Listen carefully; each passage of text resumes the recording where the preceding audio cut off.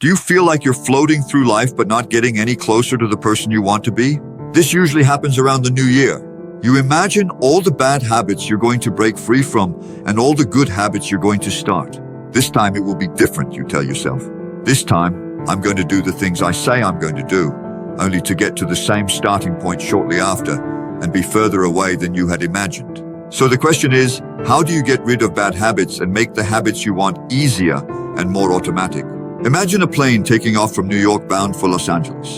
Just before takeoff, you adjust the plane just a little, by about 3 degrees or about 80 centimeters. If you keep flying in a straight line, you'll end up closer to Tijuana, Mexico, than your final destination in Los Angeles. The same happens with our habits. Small changes in our habits can alter the course of our lives in ways we don't even realize until many years in the future. Looking back, good or bad, you are your habits.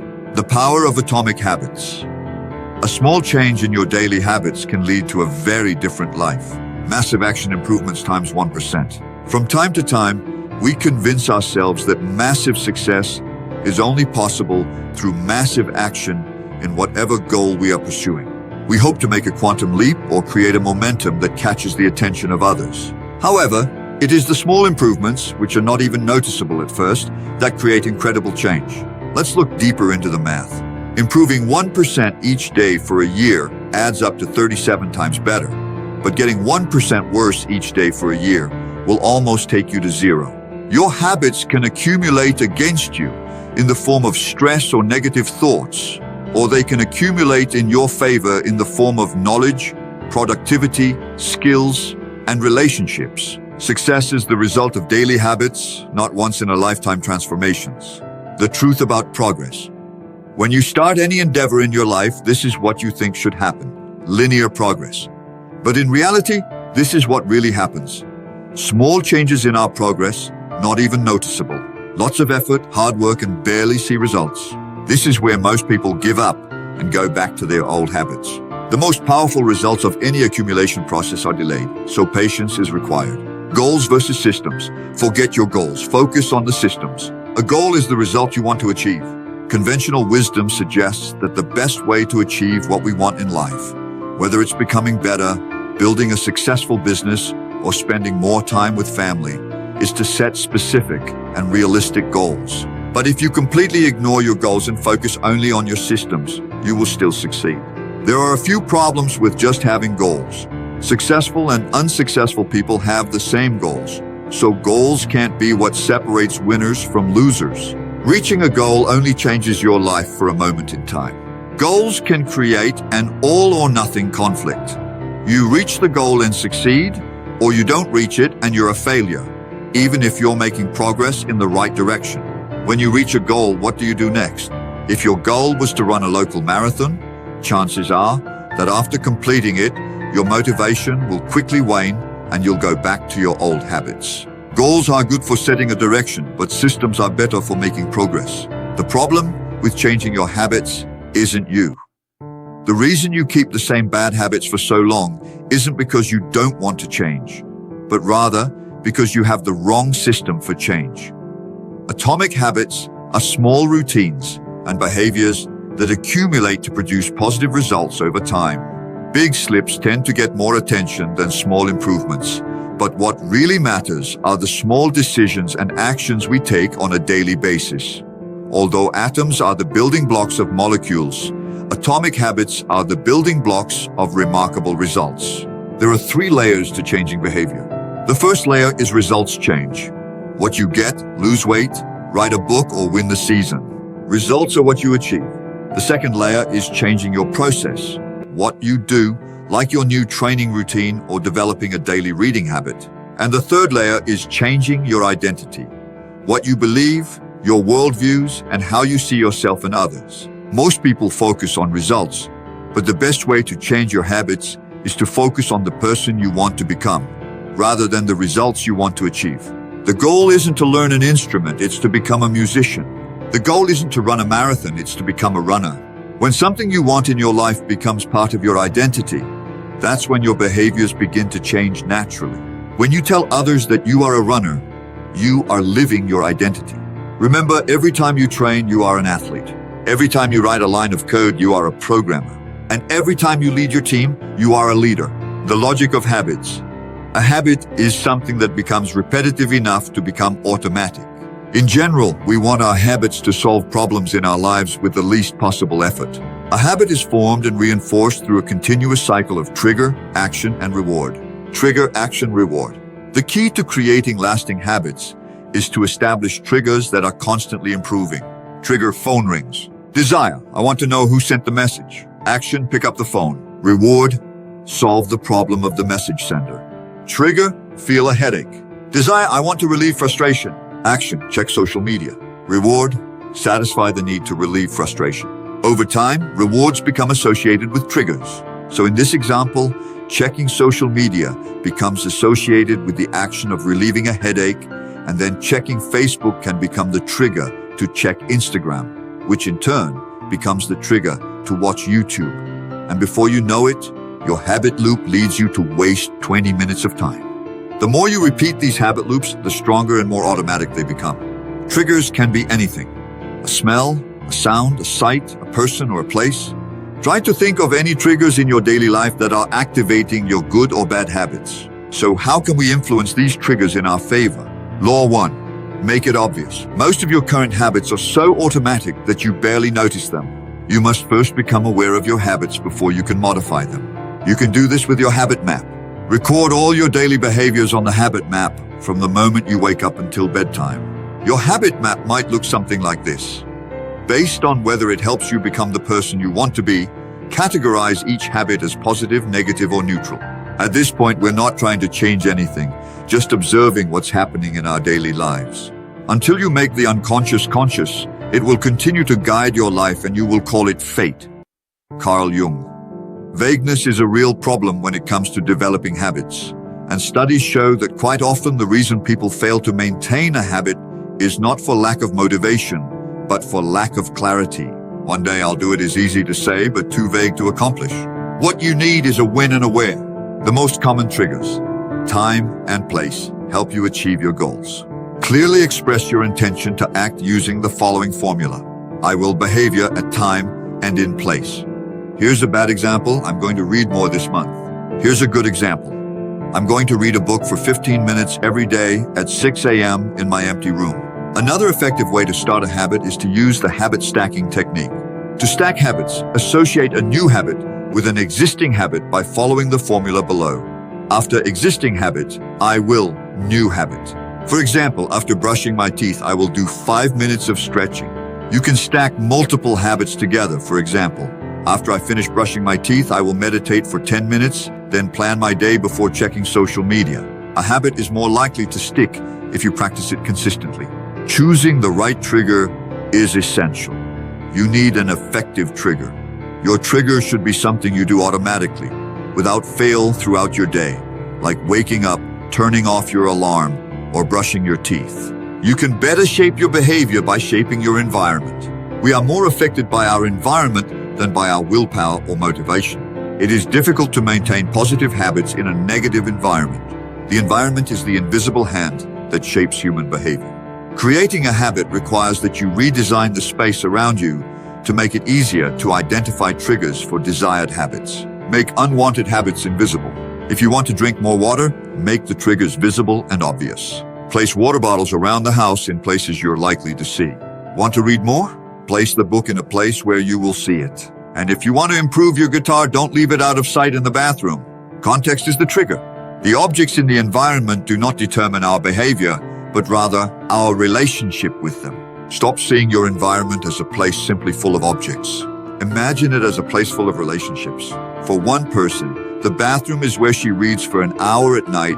For another, the bathroom is where she watches Netflix, eats pizza, and relaxes after work. If your relationship with the bathroom is a place of relaxation, trying to do a work-related task in that environment can be difficult. Try creating separate zones in your home for different activities. If you're trying to eliminate a bad habit, you can only rely on self-control in the short term. Eliminating the source of bad habits is a more reliable solution, and one of the most practical ways to eliminate a bad habit is to make it invisible. Remove it from your environment. For example, put your cell phone in another room for a few hours, if you're having trouble concentrating at work, or put junk food out of sight, or get rid of it at home if you're trying to lose weight. Law of make it attractive. When we expect to be rewarded, we take action. The more attractive in terms of reward, the more likely it is to be repeated until it becomes a habit. Therefore, the first step to forming good habits is to make them more attractive. Understanding how dopamine affects your body will help.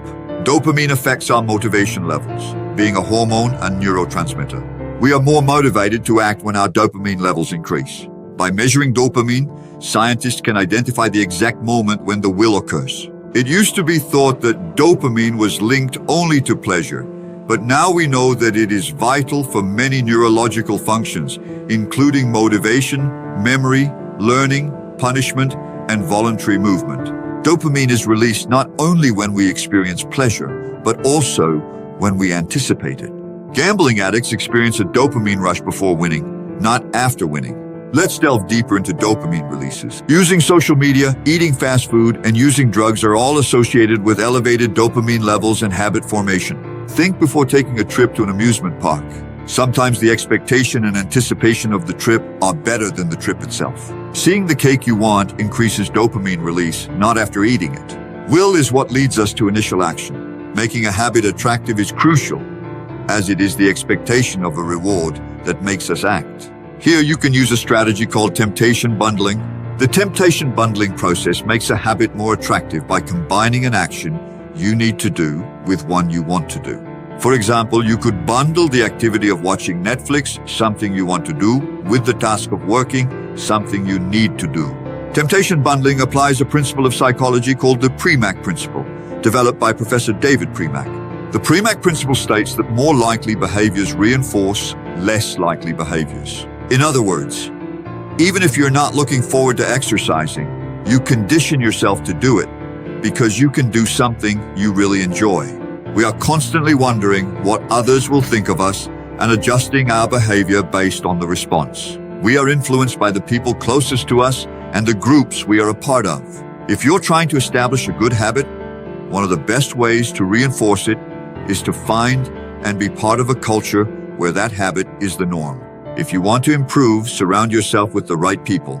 If you want to read more, join a book club. In everyday life, we wouldn't say to ourselves something like, I want to eat pizza because I need to eat this food to survive. Superficial demands are just manifestations of our deeper motivations, and these deeper motivations guide our behavior. Here are some examples of the deeper motivations in the book. Conserve energy, get food and water, find love and reproduce, connect and bond with others, gain social acceptance and approval, reduce uncertainty, achieve status and prestige. Your brain didn't evolve to crave cigarettes, check Instagram every 5 minutes, or play video games. Online platforms and products don't invent new motivations, but exploit existing human motivations to get our attention. Your habits are current solutions to old cravings, new versions of old compulsions. The underlying reasons for human behavior remain the same. People looking to connect with others can access Facebook. Those looking for love and reproduction can sign up for Tinder. If you want to reduce uncertainty, you can count on Google. And if you're looking for social acceptance, there's Instagram. You can reprogram your brain to enjoy difficult habits. You can make difficult habits more attractive if you learn to associate them with a positive experience. By highlighting the benefits of a habit rather than its downsides, you can quickly reprogram your brain and make it more appealing. For example, health and wellness equal vitality, not fatigue. Tidying the house means creating an environment of peace of mind, not a waste of time. Earning money is synonymous with financial freedom in the future, not sacrifice. To break a bad habit, do the same, but highlight the benefits of not continuing with that habit to make it as unattractive as possible. How long does it take to form a new habit? During habit formation, a behavior becomes more automatic as it is repeated. By repeating an activity, your brain becomes more efficient at performing it. Long before neuroscientists understood habit formation, repetition was recognized as a powerful means of establishing it. With repetition, you activate specific neural circuits associated with habits. Therefore, the formation of a habit should not be measured in terms of time, but rather in terms of number of repetitions. Reducing friction, the law of least effort. The less energy required, the more likely the action will occur. It takes almost no energy to get into the habit of reading a page of a book a day. Habits are more likely to occur when they require less energy. The bigger the obstacle, the greater the friction between you and the desired result. If you need to travel 20 minutes to get to the gym, you are less likely to do so. However, if the gym is on the way to work, it will reduce friction. By making your good habits more convenient, you are more likely to keep them. Your life will be easier if you find ways to reduce friction instead of trying to resolve it. To develop better habits, you need to find ways to reduce the friction associated with good habits and increase the friction associated with bad habits. First, adapt the environment.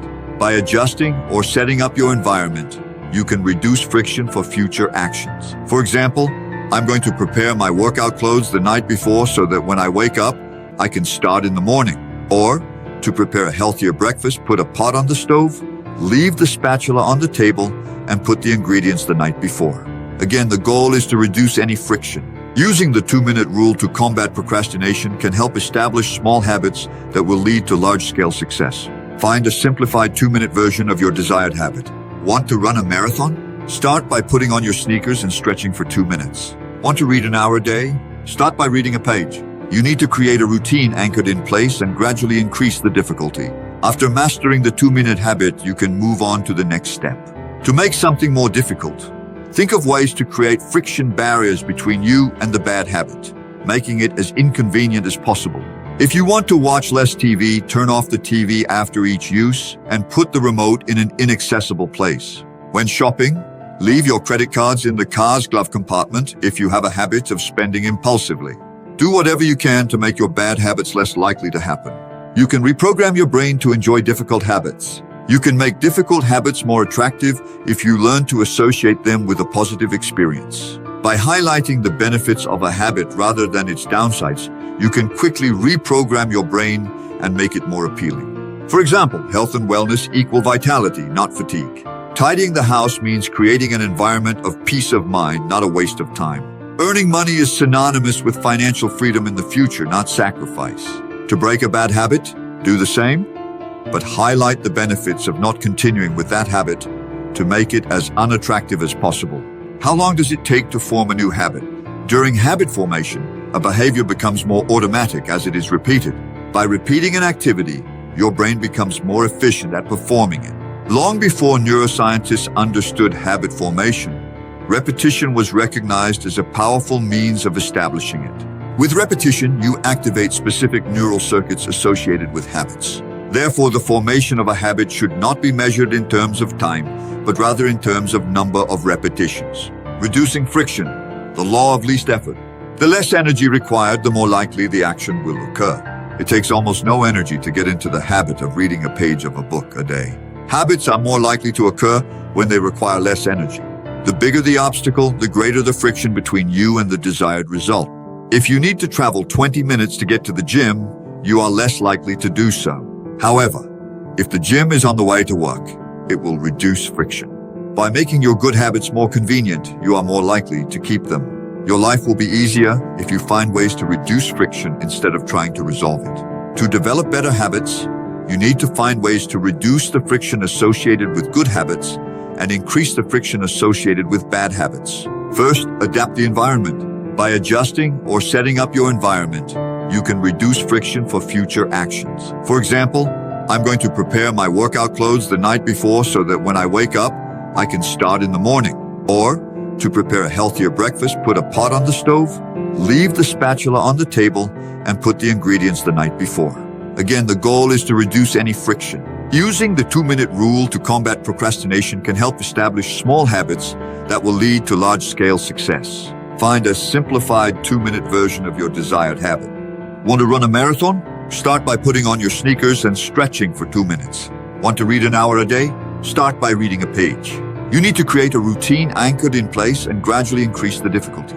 After mastering the 2-minute habit, you can move on to the next step. To make something more difficult, think of ways to create friction barriers between you and the bad habit, making it as inconvenient as possible. If you want to watch less TV, turn off the TV after each use and put the remote in an inaccessible place. When shopping, leave your credit cards in the car's glove compartment if you have a habit of spending impulsively.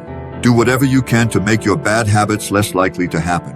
The most important rule for behavior change: A feeling of pleasure sends a message to the brain. It makes us feel good. Let's repeat this next time. When you experience pleasure, your brain learns that the behavior is worth remembering and repeating. What is immediately rewarded is repeated. What is immediately punished is avoided. The first 3 laws increase your chances of adopting a habit this time. Law increases your chances of repeating the habit next time. The misalignment between immediate and delayed rewards is common. We feel good about the immediate results of our bad habits, but dissatisfied with the long-term results. The situation is reversed with good habits. Immediate results may not be pleasurable, but the end result is satisfying. Succeeding in virtually any area usually means delaying immediate gratification for long-term rewards. It is advisable to add a touch of immediate pleasure to habits that pay off in the long run, and a touch of discomfort to those that don't. The feeling of success is crucial to maintaining a habit, even if it's small. This feeling of success signals that your habit is paying off. It is satisfying to make progress, and you can track your progress using visual measures like a habit board, calendar, or marker. These small successes can have a big impact in the long run. For example, for each day that you follow your sales plan, you move a marker from one compartment to another. Every 25 minutes of work, you make a mark on the paper. Visual measures can take many forms, such as diet diaries, exercise logs, download progress bars, or even page numbers in a book. Keeping a habit tracker can be the best way to monitor your progress. Using a habit tracker is a simple way to determine if you followed through on a specific habit. The act of tracking your progress becomes a reward in itself. Checking off a task on the to-do list, completing an entry in your workout log, or putting an X on the calendar is satisfying. Even when life occasionally interrupts you, like on a bad workday, a poor performance, or an unsatisfactory workout, it's important not to break the chain of habits. Lost days affect more negatively than successful days benefit. Avoiding breaking the streak is critical. Every time you cross a day on the calendar, you are building a sequence. The simple act of showing up is crucial. Missing 2 days or breaking the streak is the start of a bad habit. The key to breaking a bad habit is to make it unsatisfactory. A behavior is less likely to occur when unpleasant consequences are immediate. Having an accountability partner is an effective way to keep your desired habits in check. Everyone wants to be appreciated and respected, and we tend to avoid punishment to keep our word. For example, you could set up an agreement where you have to pay an amount of money every time you miss a workout, plus lose respect for not doing what you said you would do. Behaviors are most influenced by concrete and immediate consequences. The habit contract is a tool you can use to stay committed. Just as governments use laws to keep citizens engaged, you can create a habit contract, either verbal or written, that makes it clear that you will honor a specific habit and will suffer consequences if you don't. You can then use accountability partners to enforce that contract. The key is to master these principles and use them to develop good habits and eliminate bad ones. Good luck on your journey. Thanks for watching, and see you next time.